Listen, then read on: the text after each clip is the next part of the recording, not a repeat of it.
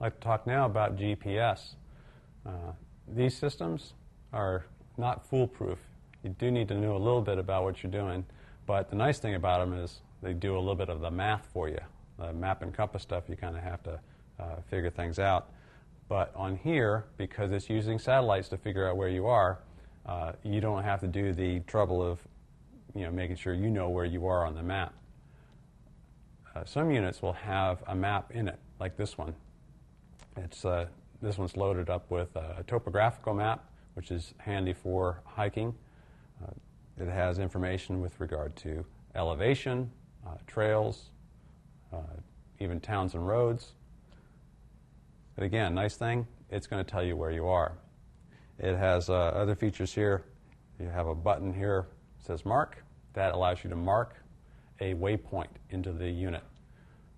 That might be your campsite. You mark it, and then if you have to walk away and come back, it allows you to do that by clicking the Find button and recalling that waypoint.